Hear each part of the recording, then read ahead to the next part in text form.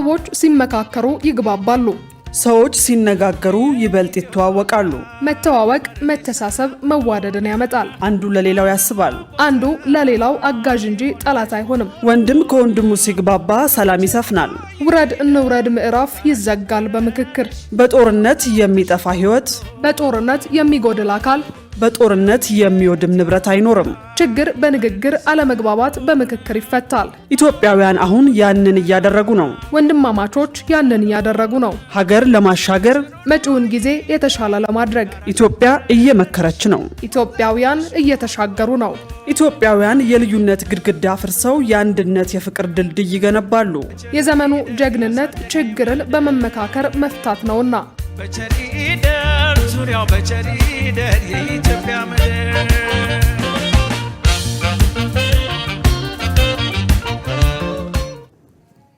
ሰላም ጤና ይስጥልን ተመልካቾቻችን ከ4000 በላይ ተመካካሪዎች የሚሳተፉበት ሀገራዊ ምክክር በመካሄድ ላይ ይገኛል ኢሳት ነጻ ህዝብ ሚዲያም በቦታው ተገኝቶ የተለያዩ ዘገባዎችን ወደ እናንተ ያደረሰ ይገኛል በዛሬው የሳምንቱ ዜናችንም ሀገራዊ ምክክሩን አስመልክቶ በዚህ ሳምንት ከሰራናቸው ዜናዎች መካከል የመረጥናቸውን በድጋሜ ወደ እናንተ ለማድረስ ይዘን ቀርበናል ሙሉቀን ሰለሞን ነኝ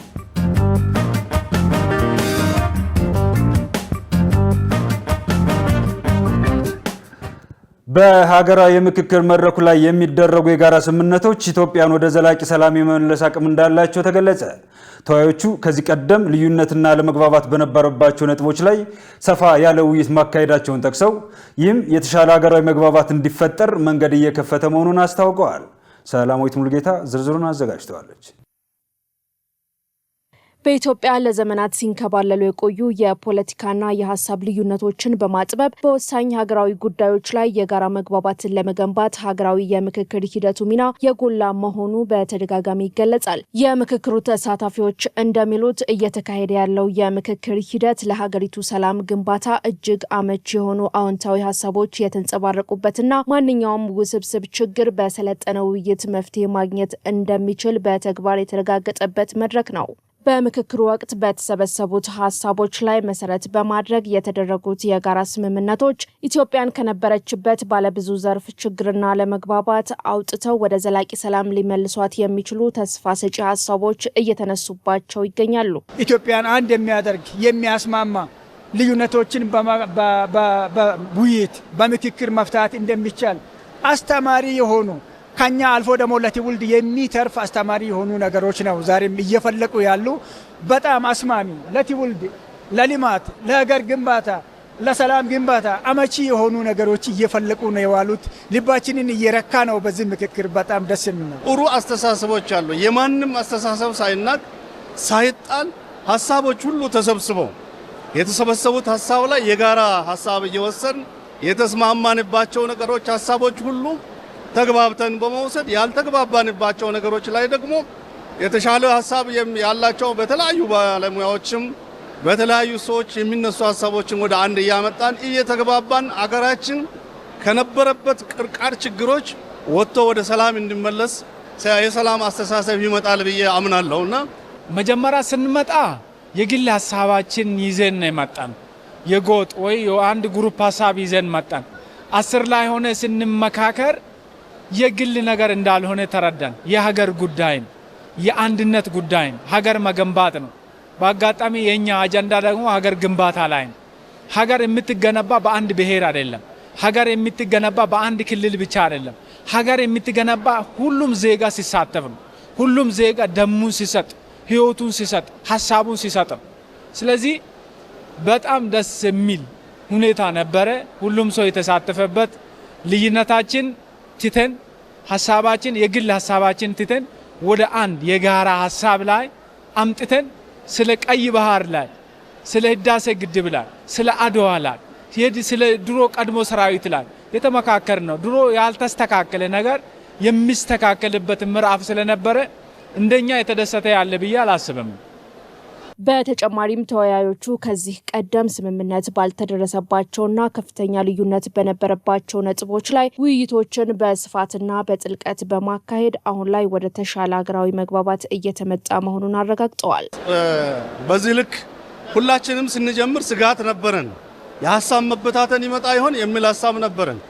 እየበሰለ መጥቶ ዛሬ 500 ላይ ሲደርስ ደግሞ የበለጠ የተሻለ አስተሳሰባችንን ሁሉ የሁሉንም ሐሳብ የማንም ሳይጣል የማንም ከየትኛውም የተነሳው ነገር ሳይጣል ወደ ሰነዱ የገባበት ሁኔታና ሰው ሁሉ ተስማምቶ ልዩነት ሳይፈጥር የወጣበት አይነት ሁኔታ ነው ተመቻችቶ ያለውና ያልተግባባናቸው ነገሮች እንግዲህ እየጠሩ ባልተግባባናቸው ጉዳዮች ላይ ደግሞ ውይይትን እያሰፈን ምክክርን እያሰፈን እና ስሜቶቻችንን ደግሞ ዋጥ አድርገን ወደ ምክክሩ ወደ ውይይቱ እየገባን ያው ምክክር የሚል ነገር ያው ክርክር ስላይደለ ባልተግባባናቸው ጉዳዮች ደጋግመን እየተነጋገረን እየተመካከረን ወደሚያስማማ ወደሚያግባባ ሁኔታ እየመጠን ያለንበት ደረጃ አገሪቷን የሚገነባና ለነገ የሚሆን ትርፍ የሚሆን ነገር ነው እየታየ ያለው።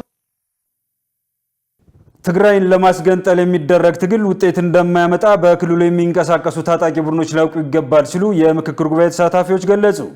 በሌላ በኩል ከደረሱብን ጉዳቶች ይልቅ መፍትሄዎች ላይ ማተኮር ይገባናል ሲሉ የምክክር ጉባኤ ተሳታፊዎች አሳስበዋል። የዚህን ዜና ዝርዝር ትዕግስት ተስፋ ያዘጋጅተዋለች፣ እንደሚከተለው ይቀርባል። ያለ ኢትዮጵያ ትግራይ አትሆንም። ተገንጥላ በምንም አይነት የምትሆንበት ችግሮችንም አደረሰውብናል። አሁንም እየደረሱ ነው። እነዚህ ግን በቃ ብለን መፍትሄዎቹ ላይ ነው በቃ ማለት የሚጀምረው ከሆነ ከዚህ ምክክር ቁጭ ብለን መነጋገር ነው። ከዛ የሚነሳው ከዚህ የሚነሳው እያጋጨን እያጠራን እየተነጋገርን መጨረሻ ውሳኔ ላይ ለመድረስ በጥሩ ተስፋ በጥሩ ስምምነት ለመግባባት እየሄድን ነው ያለን። የሀገራዊ ምክክር ጉባኤ በተለያዩ አካባቢዎች የሚነሱ የማህበረሰብ ጥያቄዎችን መፍትሄ ለማበጀትና ምላሽ እንዲያገኙ ለማስቻል እየመከረ ይገኛል። በትግራይ ክልል እየተባባሰ የመጣው ውጥረት እንዲረግብ የምክክር ጉባኤው እየተጫወተ ያለው ሚና ምንድነው ስንል የሰብአዊ መብት ተሟጋቹን አምባሳደር ሙዝ ገብረሕይወትን ጠይቀናል። አምባሳደሩ በሰጡት ምላሽ ትግራይን ለማስገንጠል የሚደረግ ትግል ውጤት እንደማያመጣ በክልሉ የሚንቀሳቀሱ ቡድኖች ሊረዱ ይገባል ብለዋል። ያለ ኢትዮጵያ ትግራይ አትሆንም። ተገንጥላ በምንም አይነት የምትሆንበት ነገር የእነዚህ ሽፍቶች ሴራ ነበረ። አሁን ግን አዲስ ትውልድ የተማረ ትውልድ ተፈጥሯል። ትግራይን የኢትዮጵያ አካል መሆኗን የሚያምን ወደ አዲስ አበባ መጥተዋል እና አቶ ጌታቸው ረዳ እኮ ከነሱ ጋር ሸዋሮቢት ደርሰው የነበሩ ናቸው። አሁን ግን እዚህ መጥተው ሌቦች መሆናቸው እየገለጹ ነው ያሉ ሌሎችም። ስለዚህ ይሄንን ጉዳይ ባጭሩ ይቀጫሉ። ባጭር ጊዜ እነዚህ ሰዎች ያሳርቁን ሰዎች አሉ። እነ አሜሪካ እና አውሮፓ ህብረት፣ እነ አፍሪካ ህብረት፣ እነ ኢጋድ እና ምናምን ይመሳሰሉ እነዚህ ሰዎች አሁን እርምጃ ሊወስድባቸው በእኛ ብቻ አይደለም እርምጃ በእነሱ እርምጃ ይወስዳሉ እነዚህ አካላት። ምክንያቱም ከ10 ቀን እስከ 1 ወር ትጥቅ እንፈታለን ብለው ፈርመዋል። እዛ የነበረው ህገወጥ የሆነ ምርጫ ያካሄድነው ምርጫ እንሰርዛለን ብለው ፈርመዋል እነሱ። ይሄ እስከመሆኑ መጠን እነዚህ እድሜ የላቸውም፣ እድሜያቸው አልቋል።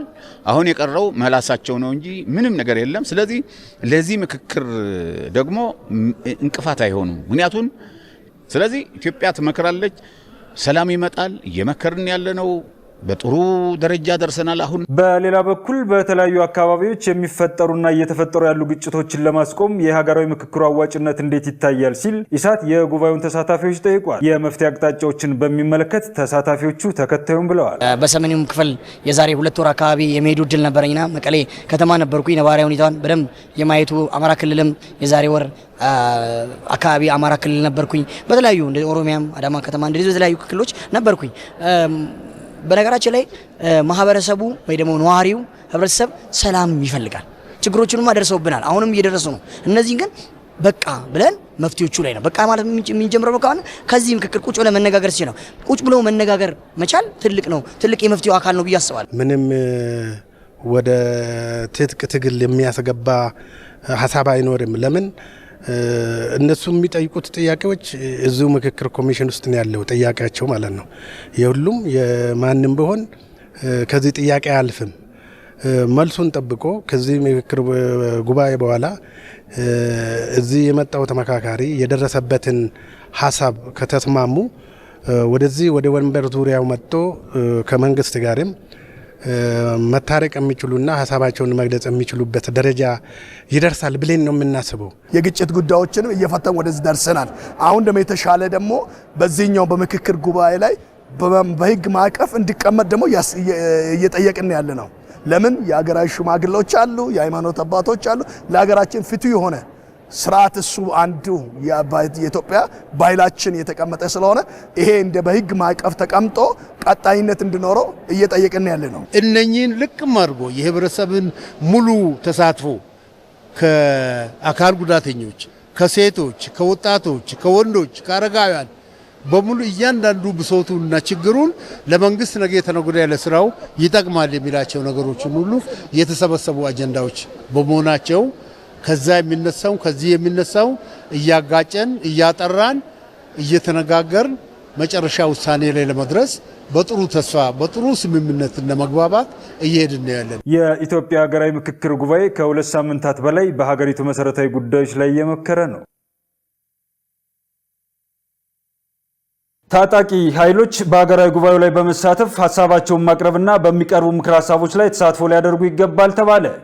በሀገሪቱ ለረጅም ጊዜ የቆዩ የፖለቲካ ቅራኔዎች በሰለጠነ ውይይትና በመመካከር ሊፈቱ እንደሚገባ የጉባኤው ተሳታፊዎች ለኢሳት ተናግረዋል። ገነት ዘዘው ያዘጋጀችውን መሳይ ገዛይ ታቀርበዋለች። አንገብጋቢ ናቸው ተብለው በተመረጡ 8 አጀንዳዎች ላይ የሚደረገው ሀገራዊ ምክክር ጉባኤ ከተጀመረ 2 ሳምንታት በላይ አስቆጥሯል። ይህንን መነሻ በማድረግ ኢሳት የጉባኤውን ተሳታፊዎች አነጋግሯል። ከሲቪክ ማህበራት የተወከሉት ዶክተር ሰይፈ ወዳጅ ጉባኤው በሀገሪቱ አዎንታዊ ለውጥ የሚያመጡ ምክረ ሀሳቦች እንደሚያፈልቅ እምነት እንዳላቸው ገልጸዋል። ሆኖም በጉባኤው ሳይሳተፉ የቀሩ ታጣቂ ኃይሎች በጉባኤው በመሳተፍ ሀሳባቸውን ማቅረብና ወደፊት በሚቀርቡ ምክረ ሀሳቦች ላይ ተሳትፎ ሊያደርጉ ይገባል ብለዋል። ከ8 ውስጥ የትኛውም የሀገራችንን ችግሮች አድሬስ የሚያደርግ ነው። በትግል ውስጥ ያሉትንም የሚያካትት ከሰላም ጋራ ሰላም ነው አንዱ ሰላም በራሱ እንደ አንድ አጀንዳ መወያያ አጀንዳ ነውና ኢኮኖሚንም ይነካል፣ ሰላምንም፣ ሃይማኖትንም እንደገና የመንግስት አደረጃጀትንም ሁሉንም የሚነካ ምክክር ነው። በትግል ውስጥ ያሉትም ወገኖች ከዚህ ጥያቄ ውጭ የተለየ ጥያቄ ያለ ብዬ አላስብም። ቀጣዩ ትውልድ ጤነኛ ሀገር ለማቅረብና ለማስረከብ አብረው ቢመካከሩ አብረው በሚወጣው ደግሞ ምክር ሀሳብ ላይ ተሳታፊ ቢሆኑ ምክር ሰጪም ተቀባይም ነው መሆን ያለበት። ምክክር ሌላው ሲናገር ሌላው መስማት አለበት። ሌላው ያየውን ደግሞ ማየት መቻል አለበት። ሌላኛውም እንደዚሁ በሁለት ሳይድ የሆነ ምክክር እንጂ በአንድ ሳይድ የሆነ ምክክር ውጤት አያመጣምና ስለዚህ ውጪ ያሉ ሌሎችም ይሄንን ቢቀበሉት። ከበጎ ተጽዕኖ ፈጣሪ ኢትዮጵያውያን ማህበር የተወከሉት የማህበሩ ፕሬዝዳንት ከበደ ፎንጃ በበኩላቸው በእያንዳንዱ ርዕሰ ጉዳይ ላይ ሰፊ ውይይት በማድረግ በበርካታ ጉዳዮች ላይ መግባባት ላይ መደረሱን ገልጸዋል። በሰፊው ውይይት እየተካሄደና ወደ መግባባት እየደረስ ነው። በተወሰኑ ጉዳዮች ላይ አለመግባባት ይኖራል። የሀሳብ ልዩነቱ ይሰፍራል። ቅርቃር ውስጥ የገባ ሀሳብ ይባላል። ብዙ ነገር ምክክሩ ላይ አንስተን ተወያይተናል። በብዙ ነጥቦች ላይ በአብዛኛው ማለት ትችያለሽ መስማማትና መግባባት ላይ ደርሰናል። በነዛ ርዕሶች ላይ እና አንድ አይነት ግንዛቤ እንድንወስድ አስችሎናል እና ኢትዮጵያን ከዚህ ሊያቆማት የሚችል ምንም አይነት ኃይል የለም። እስከዛሬ ብዙ ጠላቶቻችን ተፈራርቀውብናል በተለያየ መንገድ። ከዚህ በኋላ ግን ኢትዮጵያውያን ተስማምተን በዓለም አሉ ከሚባሉ ታላላቅ ሀገሮች አንዷ እንደምናረጋት ምንም ጥርጥር የለኝም። የአማራ ዲሞክራሲያዊ ንቅናቄ ሊቀመንበር ተስፋውን አለምነው በበኩላቸው በሀገሪቱ ለረጅም ጊዜ የቆዩ የፖለቲካ ቅራኔዎች በሰለጠነ ውይይትና በመመካከር ሊፈቱ እንደሚገባ ተናግረዋል። እርግጥ ነው በኢትዮጵያ ታሪክ ውስጥ የፖለቲካ ቅራኔያችን የምንፈታበት መንገድ እጅግ አውዳሚና በጦርነት ነው የነበረው። ስለዚህ ከዛ ላቅ ባለ መንገድ በተሻገረ መንገድ አዲስ በሆነ መንገድ ምክክር እንፍታ እየተባለ ነው። ስለዚህ ያ ይሆን ዘንድ ደግሞ ተገቢውን ጥበብ፣ ተገቢውን ማስተዋል፣ ተገቢውን ማቻቻል ያስፈልጋል። ሰፊ ልቦና ሊኖረን ይገባል። የምናስታርቀው የጋራ የምናደርገው ቅራኔያችን ወደ አንድ የምናመጣበት በአንድም ይሁን በሌላ መንገድ ኢትዮጵያ እንደ ሀገር ቀጥላ ብሔራዊ ጥቅሟ የተከበረ አንድነቷ የጠነከረ የውስጥ ችግሯን በእንደኛ አይነት መድረክ የፈታች ታላቅ ገናና ሀገር ሆና እንድትቀጥል ይፈልጋል። ያ የሚሆነው ደግሞ በተመካካሪዎች ሰፊ ልቦናና ሰፊ ማስተዋል ሲኖር ነው። ከዛ ውጭ ከሆነ የምንፈልገውን ግብ ልናሳካ አንችልም። ተሳታፊዎቹ ለኢሳት እንደገለጹት በጉባኤው የግልና የቡድን ፍላጎቶችን ወደ ጎን በመተው ሀገራዊ ጥቅምን ባስቀደመና በሐሳብ ልዕልና ላይ በተመሰረተ መንገድ ውይይቱ እየተካሄደ መሆኑን ገልጸዋል። የሀገርን ሰላም በማረጋገጥ በኩል መንግስት ኃላፊነቱን ሊወጣ ይገባል ሲሉ በምክክር ጉባኤ የተሳተፉ የዲያስፖራ አባላት ገለጹ።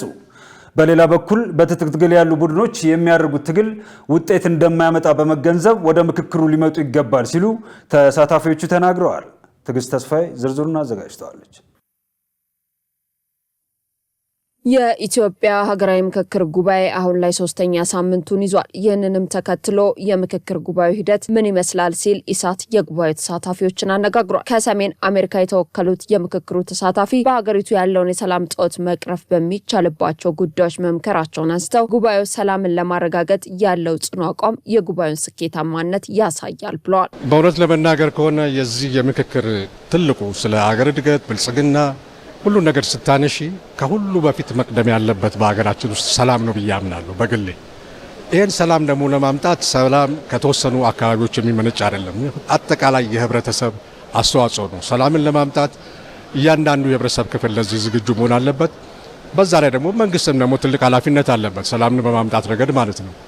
ይህንን እንግዲህ ለማድረግ በተለይ የሚቀርቡት ሀሳቦች ስለ ሰላም የሚቀርቡት ሀሳቦች ሰላምን ምንድነው እሱ እንድናጣ ያደረገን የሚሉት መሰረታዊ ጉዳዮች ተነስተዋል በአጀንዳው ላይ። እነዚህ ችግሮች ላይ መፍታቱ አንድ ለዘላቂ ሰላም ትልቅ አስተዋጽኦ አለው። ስለ ህገ መንግስት አነሻለች። ህገ መንግስቱ የፈጠረው ቀውስ አለ ከዚህ ቀደም። ሌሎች ስለ ክልሎች ታነሻለች። በክልል ምክንያት የተነሱ ቀውሶች አሉ።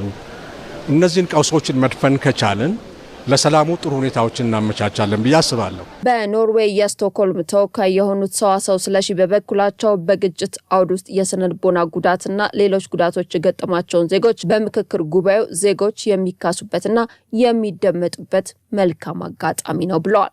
ጉዳት የደረሰባቸው የአይምሮም የስነልቦናም የሞራልም አደጋ የደረሰባቸውን ሰዎች ለፖለቲካ ማዳመቂያ ብቻ ሳንጠቀም ቁስላችሁ ያመናል፣ ህመማችሁ ያመናል ብለን ካሳ ሰተን ምህረት ምን ጠይቅበት ጊዜ እንዲሆን አንዳችን ሌላችንን በመጥላት ያሳለፍንበት የዚህ 50 ዓመት ሽኩቻ መቋጫ ሊደረግለት ክዳን ሊደረግለት ይገባልና እንደገና ደግሞ ፍትህ ለጎደላቸው ፍትህ የሚደረግበት ፕሮሰስ እንዲመጣ ያ ነው የኔ ምኞት። ጩኸቴም ይሄ ጉባኤም እንዲህ አይነቱን መልካም ነገር ይወልዳል የሚል ሐሳብ አለ። በሌላ በኩል የቀድሞ ሰራዊት አባል መቶ አለቃ አሸናፊ ድባቤ በበኩላቸው ሀገርን ለማጽናት ምክክር ወሳኝ በመሆኑ ተወያዩም በጉባኤው ይህንን እያንጸባረቀ መሆኑን የተናገሩት። ተለየ ሚሊታሪው አቋም ሀገር እንድትጸና ነው የምንፈልገው። ከዚህ በፊት የተጋድሎ መስዋዕት የከፈሉ ጀግኖች ሁሉ ሊታወሱን ይገባል። በአሁኑ ሰዓት እኛ ጥቅምን አይደለም በአሁኑ ሰዓት የምንጠይቀው፣ ቅድሚያ የሀገር ጥቅምን እንፈልጋለን። አገር ከኖረች አገር ከተከበረች የኛ ማታሳውስበት ምክንያት የለም ብለን ነው ምንገምተው። በአሁኑ ሰዓት ተወያዩም ደግሞ በዚህ ነጥብ ላይ ከፍተኛ ኢትዮጵያዊ ስሜት ነው ያንጸባረቀው። የሶማሌ ክልል የሀገር ሽማግሌዎች ተወካይ ጃቢን አህመድ ሐሰን በግጭት የሚመጣ ለውጥ አለመኖሩን ጠቁመው በግጭት አውድ ውስጥ ያሉ ክልሎች ከሶማሌ ክልል እንዲማሩ አሳስበዋል። ሶማሌ ተጋጭቶ ተባልቶ ምን ያህል ሰው ተባልተን እርስ በራሳችን ተባልተን ስንትና ስንት ውድ የኛ ልጆች አተን ዛሬ ግን ታርቀናል፣ ተማምነናል፣ አንድ ላይ ነው የኖርነው። ከህብረተሰብ ከሞላው ኢትዮጵያ ህብረተሰብ ደግሞ በሰላም ነው የምንኖረው። ከኛ ጋር ሰላም ኑሩ። ግጭት ሰው ታጠፋለች እንጂ ግጭት ሰው አትወልድም። ሰው የምትወልደው እናትና ሰላም ነው። እናት አትግደሉ፣ አባት አትግደሉ፣ ወጣት አትግደሉ፣ ወጣት አታፍኑ። ወጣት የቀጣዩ ትውልድ ስለሆነ የቀጣዩ ትውልድ ማፈን የለበትም። የምክክር ጉባኤው በባለሙያዎች ሐሳብ የዳበረ ቃለ ጉባኤ 250 አባላት ላሉት 16 ስልታዊ ቡድኖች በድጋሚ ይቀርባል ሲል ኮሚሽኑ በዛሬው ውሎ አስታውቋል።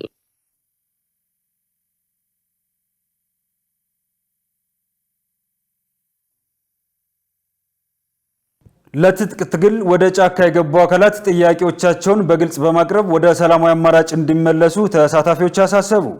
በሌላ በኩል እስካሁን ባለው ሂደት አለመግባባቶችን ወደ አንድ አቅጣጫ በማምጣት ሀገርን ሊያሻግሩ በሚችሉ ገዢ ሀሳቦች ላይ መመሪያ ሲሰጥ መቆየቱን ተናግረዋል። ሰላማዊት ሙሉጌታ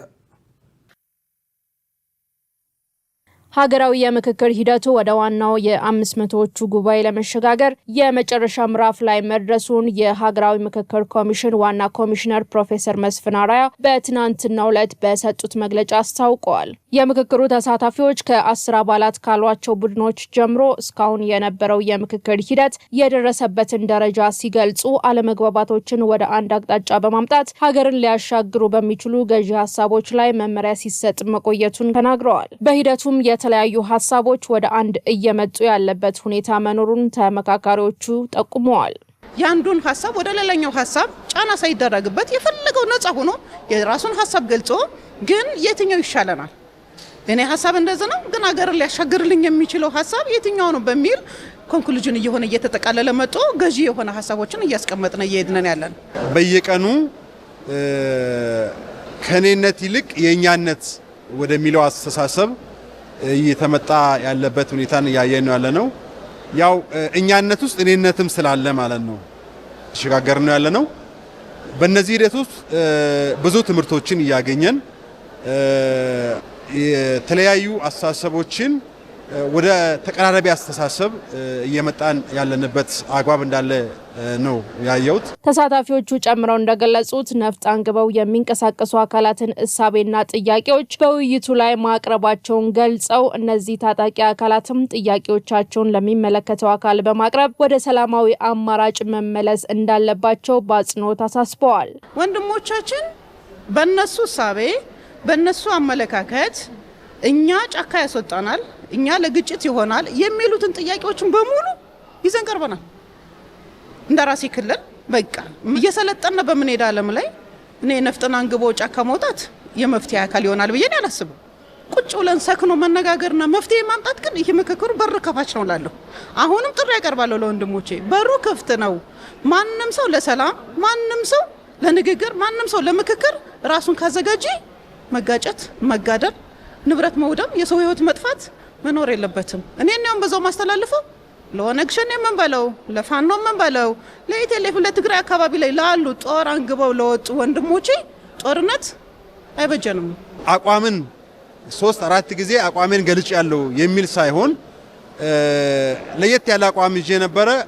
ብዙሃኑን ወደሚገዛ አቋም ገብቼ ይሄን በዚህ አቋም ላይ እየተግባባው መጥቻለሁ የሚለውን ነገር ማግኘት የቻልንበት ውይይት ነው ብዬ መውሰድ ይችላል።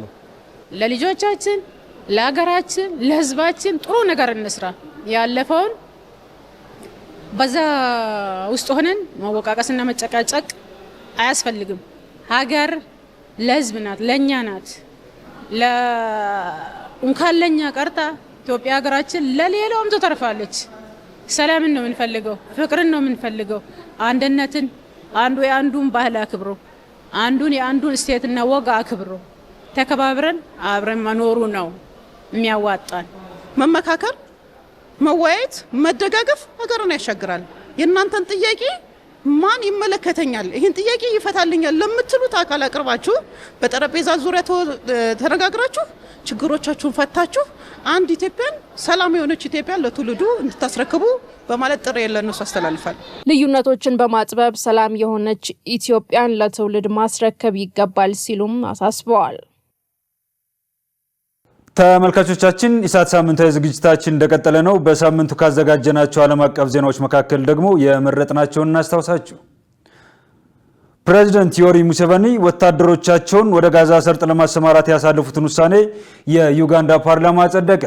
ካምፓላ በጋዛ ጦሯን ለማሰማራት ለምን እንደተስማማች እስካሁን በግልጽ ያልታወቀ ሲሆን አንዳንድ ተቃዋሚ የፓርላማ አባላት የውሳኔው መነሻና ዓላማ በተመለከተ ጥያቄዎቻቸውን ሰንዝረዋል። ዮሐንስ ተስፋ የዩጋንዳ ፓርላማ ፕሬዝዳንት ዩዌሪ ሙሴቬኒ ወታደሮቻቸውን ወደ ጋዛ ሰርጥ ለማሰማራት ያሳለፉትን ውሳኔ የሚደግፍ የውሳኔ ሀሳብ አጽድቋል። ወታደሮቹ ከተባበሩት መንግስታት ድርጅት ትብብር እንዲሁም በአሜሪካው ፕሬዝዳንት ዶናልድ ትራምፕ የሰላም ቦርድ አነሳሽነት ከተዋቀረው ዓለም አቀፍ የማረጋጊያ ኃይል ጋር የሚቀላቀሉ ይሆናል። ይህ የማረጋጊያ ኃይል አውዳሚ ከሆነው የእስራኤልና ሐማስ ጦርነት በኋላ የግዛቷን ደህንነት የማስጠበቅ ሰላማዊ ዜጎችን የመጠበቅና የመልሶ ግንባታ ስራዎችን በበላይነት የመቆጣጠር ኃላፊነት ተጥሎበታል። የዩጋንዳው የመከላከያ ሚኒስትር ኪሪዮ አኪዋኑ ለፓርላማው ባቀረቡት ማብራሪያ ፕሬዚዳንት ዶናልድ ትራምፕ ዩጋንዳ ለዚህ ዓለም አቀፍ ኃይል አስተዋጽኦ እንድታደርግ ፕሬዚዳንት ሙሴቬኒን በይፋ መጠየቃቸውን ገልጸዋል። የዩጋንዳ መከላከያ ሰራዊት ዩፒዲኤፍ በሶማሊያ፣ ደቡብ ሱዳንና ዲሞክራቲክ ሪፐብሊክ ኮንጎ ያካበተው የሰላም ማስከበር ልምድ ለዚህ ተልዕኮ መመረጡ ዋነኛ ምክንያት እንደሆነም አብራርተዋል። ውሳኔውን ተከትሎም ጄኔራል ሄነሪ ማትሲኮ ለፓርላማው ባደረጉት ንግግር ይህም ብለዋል። You should be very, very proud as Ugandans. የዩጋንዳ ህዝባዊ መከላከያ ሰራዊት ቀደም ሲል በቀጠናው አሁን ደግሞ በዓለም አቀፍ ደረጃ በሁከት ማዕበል ውስጥ እንደ ጽኑ የማረጋጊያ መልሕቅ ሆኖ በመታየቱ እንደ ዩጋንዳውያን በጣም ልትኮሩ ይገባል። Regionally and now globally. ይህ የኡጋንዳ እርምጃ በሀገሪቱ ታሪክ ለመጀመሪያ ጊዜ በመካከለኛው ምስራቅ የሰላም ማስከበር ተልዕኮ ላይ ለመሳተፍ የተደረገ ይፋዊ የውሳኔ ማረጋገጫ ሆኖ ተመዝግቧል። ይሁን እንጂ ዩጋንዳ በጋዛ ጦሯን ለማሰማራት ለምን እንደተስማማች ወይም ከውሳኔው ጀርባ የተደረገ የጥቅም ልውውጥ መኖር አለመኖሩም እስካሁን በግልጽ አልታወቀም። በመሆኑም አንዳንድ ተቃዋሚ የፓርላማ አባላት የውሳኔውን ዓላማ በተመለከተ ጥያቄዎችን አቅርበዋል። የፓርላማ አባል የሆኑት ሐሰን ኪሩሚራ ዩጋንዳ የእስልምና ትብብር ድርጅት ኦአይሲ አባል በመሆኗ ይህ ስምሪት ዲፕሎማሲያዊ ስጋቶችን ሊፈጥር እንደሚችል አሳስበው ሰራዊታችን በየትኛው ወገን ቆሞ ነው የሚዋጋው ሲሉም ጠይቀዋል። ሌላው የፓርላማ አባል ካሪም ማሳባ በበኩላቸው እስራኤል በተደጋጋሚ ጥቃት በምትፈጽምበትና ከፍተኛ አደጋ ባለበት እንደ ጋዛ ወዳለ ቀጠና ወታደሮችን የመላኩ ጉዳይ በቀላሉ ሊታለፍ እንደማይገባ በመግለጽ ስጋታቸውን አሰምተዋል። ከዩጋንዳ በተጨማሪ ሞሮኮ፣ ኮሶቮ፣ አልባኒያና ካዛኪስታን ለዓለም አቀፉ የማረጋጊያ ኃይል ወታደሮቻቸውን ለማዋጣት ቃል መግባታቸው ተገልጿል።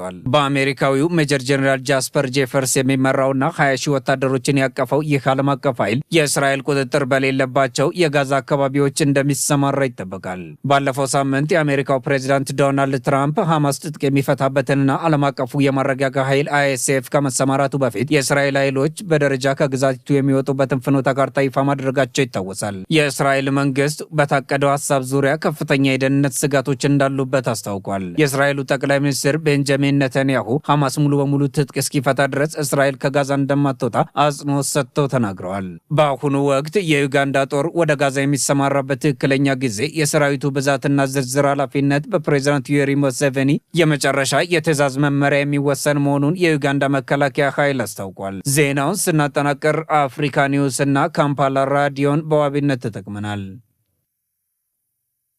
የየመን ሀውቲዎች በሳውዲ አረቢያ ላይ በፈጸሙት ጥቃት 11 ሰዎች ቆሰሉ። በኢራን የሚደገፉ ኃይሎች በአካባቢው ላይ እየፈጠሩ ያለውን ስጋት ለመመከት ሪያድ ከአጋር ሀገራት ቱርኪና ፓኪስታን ጋር የመከላከያ ትብብር ስምምነት ይፈራረማሉ ተብሎ ይጠበቃል። ሸሪፍ ኢማም ዝርዝሩን አዘጋጅቶታል። በደቡባዊ ሳውዲ አረቢያ የየመን ሀውቲዎች በፈጸሙት ጥቃት 11 ሲቪሎች መቁሰላቸውን ወታደራዊ ባለስልጣናት አስታውቀዋል። የሳውዲ መንግስት እንዳስጠነቀቀው በሁቲዎችና በኢራን የሚደገፉ የኢራቅ ሚሊሻዎች የሚፈጸም የተቀናጀ ጥቃት አደገኛ ነው ብሏል። ሳውዲ መራሹ የወታደራዊ ጥምረትና በዓለም አቀፍ ደረጃ እውቅና ያለው የየመን መንግስት ነው የሚደግፈው ጦር ቃል አቀባይ የሆኑት ሜጀር ጄኔራል ቱርኪ አልማሊኪ እንዳሉት በደቡባዊ ናጅራን ግዛት በተፈጸመው ጥቃት 7 የሳውዲ፣ 1 የየመን፣ 2 የግብፅና 1 የፓኪስታን ዜጋን አቆስለዋል ብለዋል። ማሊኪ ከኢራን ጋር አጋር የሆኑት ሁቲዎች ያለምንም ልዩነት የሲቪሎች አካባቢ ማጥቃታቸውን ኮንነው የዓለም አቀፍ የሰብአዊ ሕግ መጣስ ነው ብለዋል። አክለውም ጥምረቱ ሲቪሎችን ለመከላከል አስፈላጊውን ሁሉ እርምጃ ይወስዳል ብለዋል። ከሁቲዎች በኩልም ሆነ ከኢራን በኩል ጥምረቱ ስላወጣው መግለጫ የተሰጠ አስተያየት የለም። አሜሪካና እስራኤል በኢራን ላይ የከፈቱት ጦርነት የሳውዲ አረቢያን የደህንነት ሁኔታ አወሳስቦታል። ሪያድ በቴህራን ከሚደገፉት ሀውቲዎች ጋር ለ10 ዓመታት የነበረ ግጭት ወደ ለየለት ጦርነት እየተሸጋገረ ነው እየተባለ ነው። የሁቲዎች የቀይ ባህር መተላለፊያ መዝጋት ሳውዲ ነዳጇን ወደ ውጭ እንዳትልክ ችግር ፈጥሯል። ይህም በአካባቢው ላይ ውዝግብ እንዲፈጠር አድርጓል። ማንነታቸው እንዳይገለጽ የፈለጉ አንድ የሳውዲ ከፍተኛ ባለስልጣን እንደተናገሩት የአሜሪካና የመካከለኛው ምስራቅ የስለላ ተቋማት እንዳረጋገጡት ሁቲዎችና የኢራቅ ሚሊሻዎች በኢራን አብዮታዊ ዘብ እየተመሩ በቅርብ ጊዜያት የተቀናጀ ጥቃት በሳውዲ ሲቪሎች አካባቢ የኃይል መሰረተ ልማት፣ ወደቦችና አየር ማረፊያዎች ላይ ይፈጽማሉ ብለዋል። በኢራን የሚደገፉ ኃይሎች በአካባቢው ላይ እየፈጠሩ ያለውን ስጋት ለመፍታት ሪያድ ከአጋር ሀገራት ጋር ያላትን የደህንነት ትብብር ማጠናከር ትፈልጋለች። ስለ ጉዳዩ እውቀት ያላቸው ሁለት የአካባቢ መረጃ ምንጮች ለሮይተርስ እንደነገሩት ቱርኪ፣ ሳውዲ አረቢያና ፓኪስታን በዛሬው ዕለት በሳውዲ መከላከያ ስምምነት ይፈራረማሉ። የፊርማው ዝርዝር ይዘት ግን ወዲያውኑ ይፋ አልተደረገም። ሳውዲ አረቢያ ቀደም ሲልም የመከላከያ ትብብር ከፓኪስታን ጋር አላት። የፓኪስታኑ ጠቅላይ ሚኒስትር ሻህባዝ ሸሪፍ ሐሙስ ዕለት ሳውዲ አረቢያ የገቡ ሲሆን የቱርኩ ፕሬዝዳንት ጣይብ ኤርዶጋንም ዛሬ ይገባሉ ተብሎ ይጠበቃል። ሁቲዎች ማክሰኞ ዕለት በናርጃን አየር ማረፊያ ላይ የተፈጸመውን ጥቃት ኃላፊነት ወስደዋል። ከዚህ ባለፈም በየመን ግዛት ማሪብና ሀድረሞት የሳውዲ ጦር ያሰማራቸው የተባሉ ከ30 በላይ መንግስት ወታደሮችን ሐሙስ ዕለት መግደላቸውን አስታውቀዋል። ዜናውን ስናዘጋጅ ሮይተርስና አልጀዚራን በመረጃ ምንጭነት ተጠቅመናል። ተመልካቾቻችን ከኢሳት ነጻ ህዝብ ሚዲያ የሳምንቱ ዜና ዝግጅታችን የተከታተላችኋቸውን ይመስል ነበር። ከዝግጅቱ ጋር ሙሉቀን ሰለሞን አብሬያችሁ ቆየው። መልካም ጊዜ ይሁንላችሁ።